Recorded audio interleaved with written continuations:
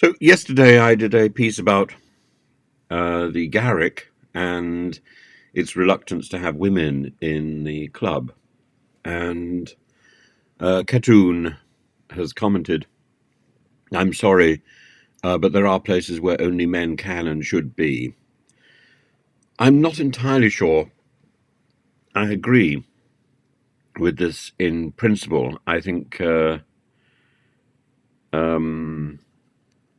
the issue of the Garrick Club, I think, is not about gender.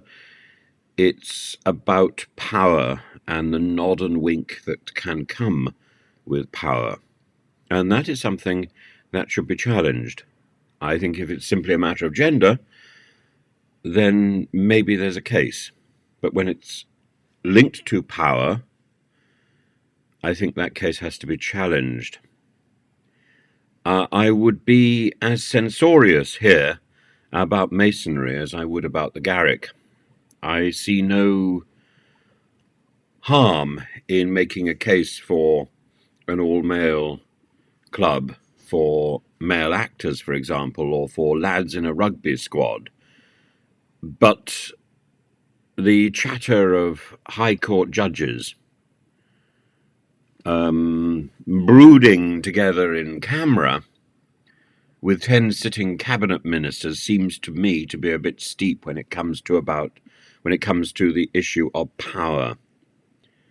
And even admitting women, by the way, raises an eyebrow when it comes to power, but excluding them blows a whistle, doesn't it?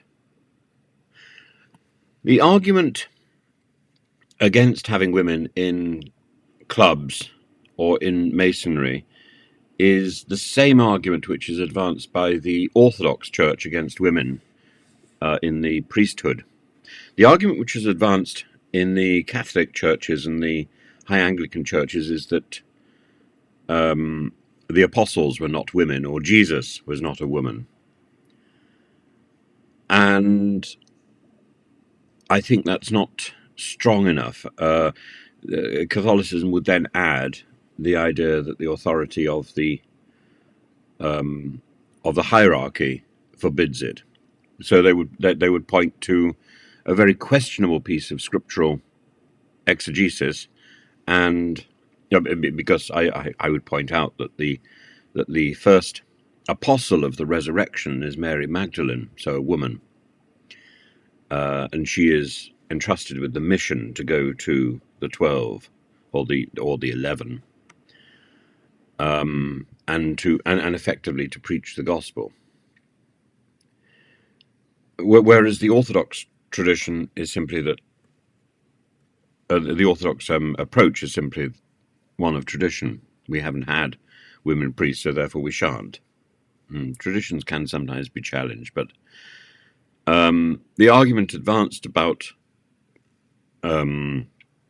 women priests in Orthodoxy is the same argument which is advanced by Masonry, and I think when it comes to Masonry, that falls to pieces against the issue of transgender.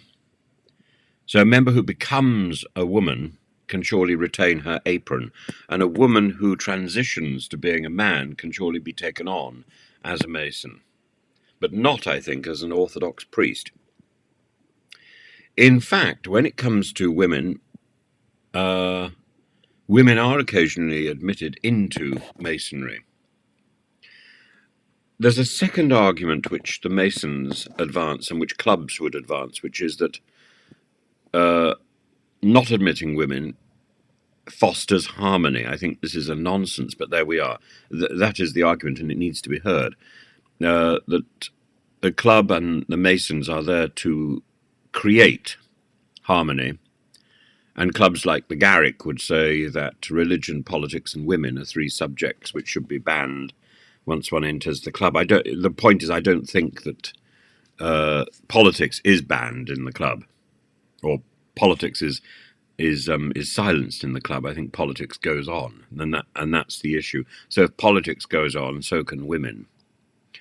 And these three issues, religion, politics, and women, If people can't control themselves while discussing things which are edgy, like politics and religion, well, then maybe they don't deserve to be part of a club anyway.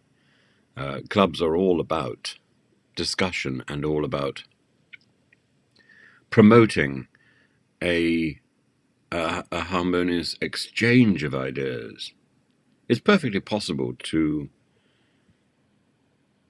recognize that my friend doesn't share the same views as me. In fact, why should he or she? Why should they? Why should they share the same views as me? It makes for a very boring exchange if they do.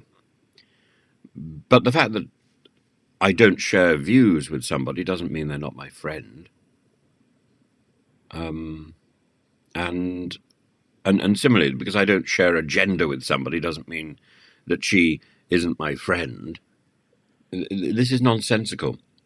The arguments about excluding women from clubs, from the Masons, and possibly even from the priesthood are very spurious and on very shaky territory.